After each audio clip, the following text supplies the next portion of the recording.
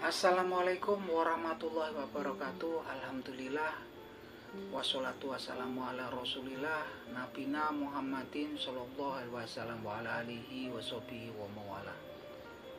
Wa qala Allah ta'ala fil Qur'anil Karim, ittaqullaha wa tuqatihi wa la tamutunna illa wa antum muslimun.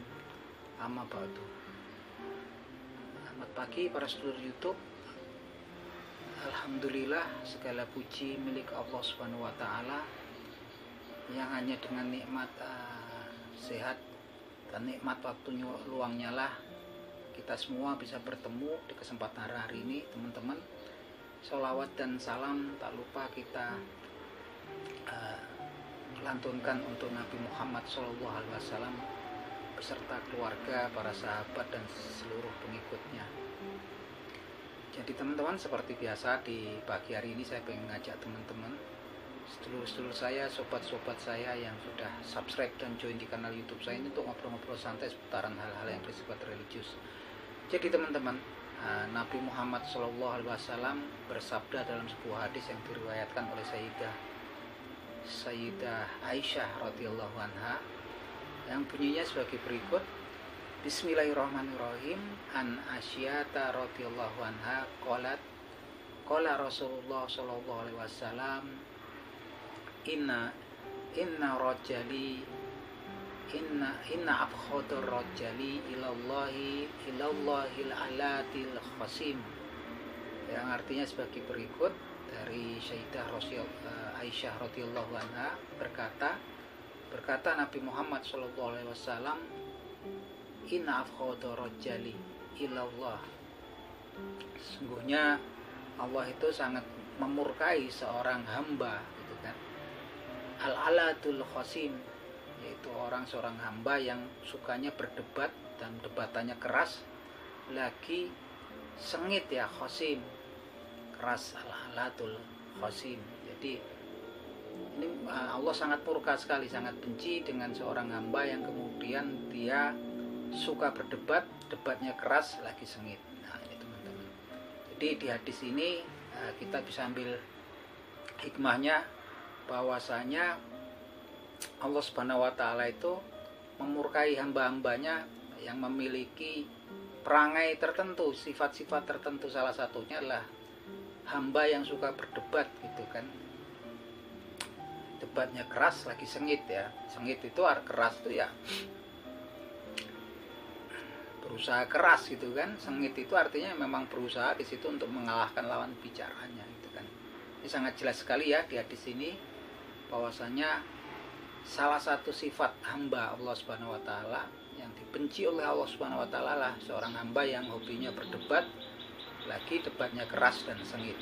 Dan ini diperkuat beberapa hadis ya, gitu kan. Bahwasanya memang orang yang suka berdebat itu memang dimurkai oleh Allah Subhanahu wa Ta'ala, gitu kan. Dan memang anjuran dari Nabi Muhammad SAW adalah kemudian kita untuk meninggalkan debat, gitu kan. Salah satunya adalah kita bahas dari sebuah hadis yang diriwayatkan Abu Hurairah radhiyallahu anhu yang bunyinya sebagai berikut. Bismillahirrahmanirrahim. La yu'minul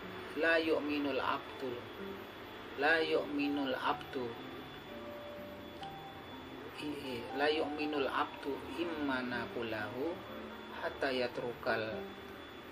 yatrukal kaziba fi muzahati wa yatrukal miro'a walau wa ingkana sotik. Jadi diberitakan oleh Rasulullah SAW bahwasanya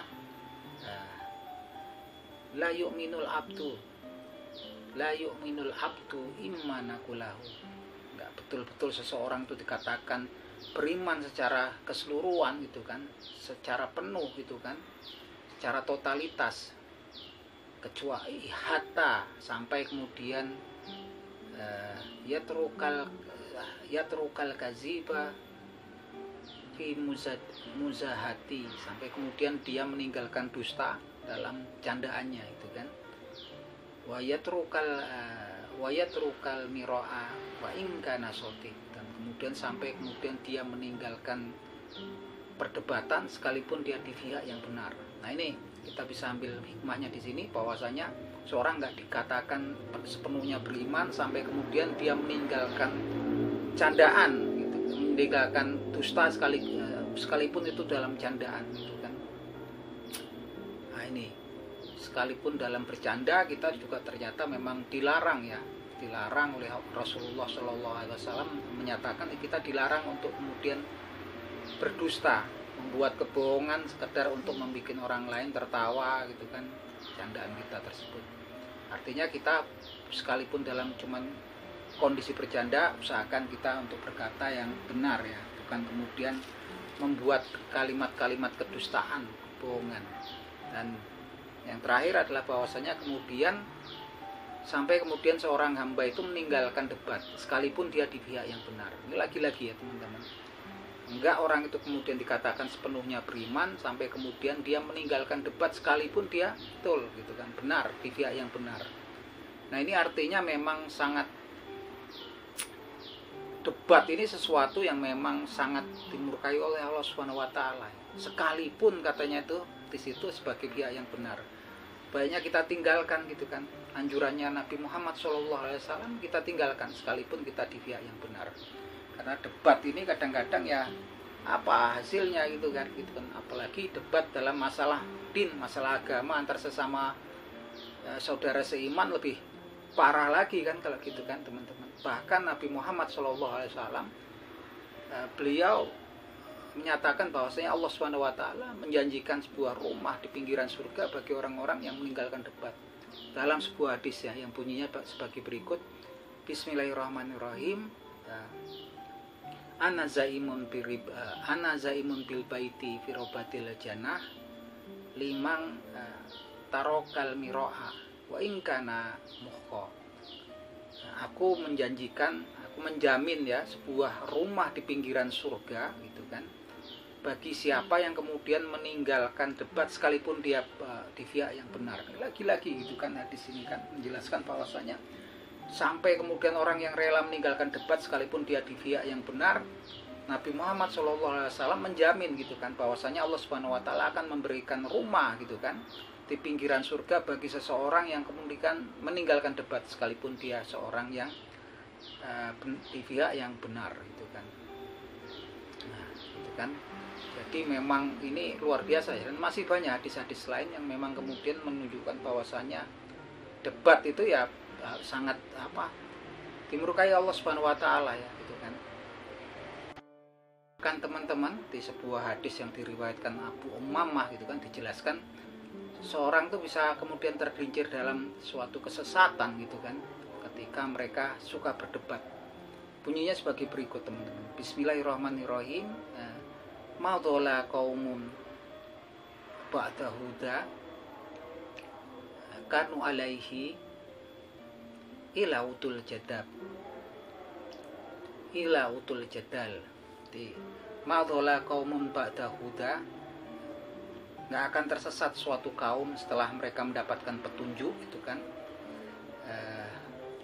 kanu alaihi, selama mereka di atas petunjuk tersebut, gitu kan. Sebagai seorang muslim, tentunya petunjuk yang memang diberikan oleh Allah Subhanahu wa taala kepada kita adalah Al-Qur'anul Karim dan hadisnya Nabi Muhammad SAW. Selama kita di atasnya, insya Allah pastinya kita tidak akan tersesat, gitu kan, kecuali udah mulai melenceng dari situ kan, gitu kan. Dikatakan kemudian ila utul jadal, kecuali orang-orang yang suka berdebat. Nah ini bahkan sebuah kaum, gitu kan, yang sudah mendapatkan petunjuk, mereka bisa tersesat ketika orang-orang dikatakan ketika orang-orang tersebut kemudian suka berdebat kan.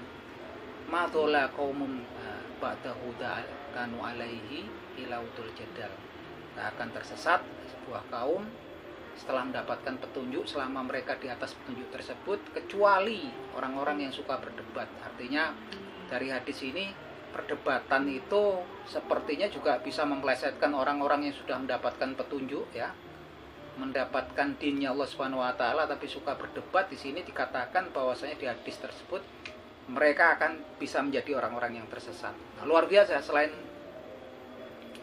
debat itu dimurkai oleh Allah Subhanahu wa taala, meninggalkan debat itu kemudian kita dijamin sebuah rumah di pinggiran surga.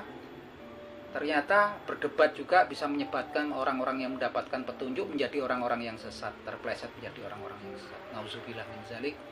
Teman-teman, jadi di dalam beberapa hadis yang sebutkan tadi ya teman-teman, saya berbalik, kalau sekarang kita lihat media sosial itu kan bingung ya, semakin banyak itu orang-orang yang muncul gitu kan, baik ulama yang labelnya ulama, ustadz gitu, ahli agama yang kemudian hobinya berdebat gitu kan. Yang lebih parah lagi yang didebatkan adalah din, agamanya Allah Subhanahu wa taala gitu kan.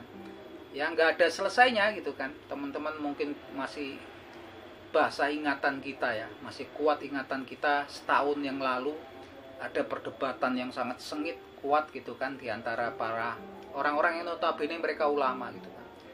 Salah satu kelompok kemudian menyatakan bahwasanya ada kelompok lain yang menisbatkan dirinya ke jalur keturunannya Nabi Muhammad SAW, katakan bahwasanya itu nggak betul gitu kan. Kemudian yang sini juga membela diri gitu kan, yang sampai panjang sekali gitu di media sosial, sampai kemudian jadi santapan, jadi tontonan seluruh orang-orang yang memang sejatinya adalah seiman gitu kan, yang kemudian menimbulkan polarisasi gitu kan. Di sini menyatakan nasabnya salah gitu kan, kemudian yang sono membela diri saling nggak apa ya, di sini minta tes DNA segala macam gitu kan. Ya sebetulnya kalau kita lihat nih ada orang-orang yang katanya mereknya lah orang-orang ahli agama gitu kan, yang mengatakan masalah nasab. Ya sudah lah, kalau menurut saya nasabnya salah mau diapain lagi gitu kan. Apakah mau dilaporkan yang berwajib atau apa, atau faedahnya apa gitu kan, manfaatnya apa gitu, kemudian kita menyerang kelompok-kelompok tertentu gitu kan. Untuk apa? Yang tentunya di sini cuma menimbulkan apa, kebencian, menimbulkan friksi, menimbulkan polarisasi ya, dua kutub yang berbeda di masyarakat yang lebih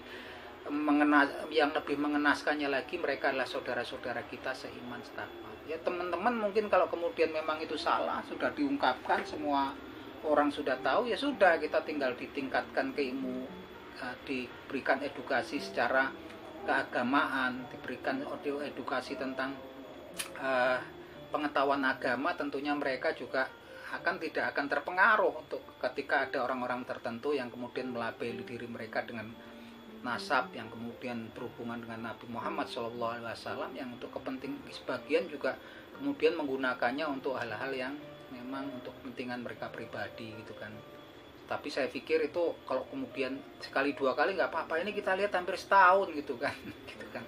Belum lama juga kita lihat gitu kan, ada debat antar kelompok itu kan, ketika ada penolakan ya salah satu ustadz di situ ya untuk berceramah, berdakwah, melakukan kajian Islam di suatu wilayah tertentu yang ditolak, yang berusaha dibubarkan oleh sekelompok orang tertentu dari organisasi kemasyarakatan tertentu. Soalnya Pak Ustadznya ini juga sudah menerima saja gitu kan, karena memang beliau sifatnya memang saya pikir ini yang betul-betul nih ya, karena memang dinukil dari Al-Quranul Karim bahwasanya seorang hambanya Allah Subhanahu wa taala yang Rahman itu adalah ketika mereka berjalan kemudian berpapasan dengan orang-orang yang jahil yang kemudian menyapa dia menjawabnya dengan kalimat-kalimat keselamatan. Artinya ketika hambanya Allah Subhanahu wa taala yang Rahman itu adalah hamba yang kemudian ketika dijahili ataupun kemudian diusik, baik itu dicerca, dihina gitu, dihujat oleh orang-orang yang jahil gitu kan, dia menjawabnya bukan dengan cacian, bukan dengan cercaan ataupun balasan dengan hal-hal yang serupa. Karena ketika dia melakukan hal yang serupa, apa bedanya dia dengan orang yang kemudian menghujat dia gitu kan. Tapi kemudian menjawabnya dengan kalimat-kalimat keselamatan. Bapak ustadznya tersebut sudah jelas kan, bahwa saya kemudian di situ dia menjelaskan, dia sebetulnya juga sedih gitu kan, prihatin karena memang yang kemudian berusaha membubarkan ceramah dakwahnya ini adalah orang-orang saudara-saudara seiman, sama-sama seorang orang muslim gitu kan. Dan dia saya sangat berkesan, dia berusaha mendoakan mereka, semoga mereka mendapatkan hidayah dari Allah Subhanahu wa taala gitu kan. Semoga mereka sadar atas apa yang mereka perbuat gitu kan. Karena memang disabdakan oleh Nabi Muhammad SAW ya, innamal amalu bil khawatim, artinya amal seseorang itu bergantung pada penutupnya. Bisa jadi mereka saat ini membenci, nggak suka kepada Ustadz ya, Bapak Ustadz Syafiq Riza Basalamah. Bisa jadi nanti di akhir ceritanya mereka kemudian mengerti dan kemudian tidak lagi menaruh kebencian kepada Ustadz Syafiq Riza Basalamah. Karena dalam riwayat cerita sejarah Islam pun diberitakan dulu ada Umar bin Khattab radhiyallahu anhu, salah seorang pemuka Quraisy itu yang kemudian sangat membenci agama Islam dan Nabi Muhammad SAW, yang kemudian di akhir hayatnya beliau kan memang kemudian memeluk Islam, masuk pada Islam dan menjadi seorang khalifah besar zamannya, menjadi sahabat dekat daripada Nabi Muhammad SAW. Kita bisa melihat kemudian seorang Wahzi bin Harb yang dulu memang membunuh paman Nabi Muhammad SAW, yaitu Abbas radhiyallahu anhu dengan tombaknya gitu kan. Itu kemudian masuk Islam ya, si Wahzi bin Harb yang kemudian di perang zamannya Musailimah bin Khandaq, dialah yang kemudian membinasakan Musailimah bin Khandaq yang mengaku sebagai nabi gitu kan. Kita bisa lihat sahabat Ikrimah bin Abu Jahal yang bapaknya dulu adalah salah seorang tokoh Quraisy yang sangat membenci agama Islam dan Nabi Muhammad SAW. Ikrimah ini kemudian sampai kemudian ketika penaklukan Mekah juga tak melarikan diri sampai ke Yaman gitu kan, tapi kemudian di akhir hayatnya dia masuk Islam dan menjadi seorang yang taat dan menjadi sahabat dekat daripada Rasulullah SAW gitu kan, dan berjuang gitu kan, perjuangkan din cahayanya Allah Subhanahu wa taala. Nah, kalau sekarang itu banyak perdebatan, teman-teman bisa menilai terjadinya perdebatan ini kan kita nggak tahu, karena memang kemunculan orang-orang munafik ya, orang-orang munafik yang selalu mengadu domba gitu kan, menimbulkan fitnah cobaan di antara kita ala kalangan umat Islam, dan mereka itu ada dari sejak zamannya Nabi Muhammad SAW ya. Itu sampai kemudian di zamannya khalifah, zamannya Nabi Muhammad SAW juga sudah ada gitu kan. Ketika Nabi di Madinah itu udah ada kan. Nah, ketika zamannya Utsman bin Affan udah ada itu orang munafik, Abdullah bin Sabah dulu kan, orang Yahudi yang masuk Islam. Orang-orang yang sejatinya secara lahirnya adalah orang-orang Islam, sejatinya adalah secara lahirnya adalah orang-orang yang beriman pada Allah Subhanahu wa taala, tapi dari hati sanubarinya yang paling dalam mereka tidak beriman pada Allah Subhanahu wa taala, dan mereka juga membenci agama Islam. Inilah yang selalu menimbulkan kekacauan dalam sejarah agama Islam. Sampai kemudian terjadi kematiannya Utsman bin Affan radhiyallahu anhu ya, zaman kekhalifahannya. Itu karena memang hasutan orang-orang munafik gitu kan. Sampai kemudian ibunda Sayyidah Aisyah radhiyallahu anha juga hampir binasa juga ya dalam peristiwa perang Jamal. Hasutan orang-orang munafik, sampai kemudian terjadi perang Siffin antara khalifah yang akan diangkat waktu itu, yang akan diangkat menjadi khalifah waktu itu yaitu Ali bin Abi Thalib radhiyallahu anhu, bertemu dengan gubernur Syam waktu itu, yaitu Muawiyah bin Abu Sufyan radhiyallahu anhu, yang menuntut kisos ya atas kematian Utsman bin Affan radhiyallahu anhu. Ini semuanya ini terjadi karena memang kekacauan itu karena memang ulah-ulah orang munafik. Dan kita sekarang melihat betapa prihatinnya kalau saya lihat di media sosial antara kita saudara-saudara seiman sukanya berdebat terus itu. Karena itu saya ungkapkan ini, tinggalkanlah, jangan kemudian kita tonton. Kalau kita tonton intinya kemudian kita juga akan terpengaruh dan kita suka nanti gitu kan. Nah, ini saya sebutkan beberapa hadis tadi, kita ulas beberapa hadis tentang murkanya Allah Subhanahu wa taala kepada orang-orang yang suka berdebat, kemudian jaminan dari Nabi Muhammad SAW sebuah rumah di pinggiran surga untuk orang-orang yang kemudian mau meninggalkan debat sekalipun mereka di pihak yang benar. Dan kemudian dikatakan tadi reviewnya adalah kemudian bahkan orang-orang yang sudah mendapatkan petunjuk gitu kan, mereka kemudian bisa terpleset ya dalam kesesatan ketika mereka suka berdebat.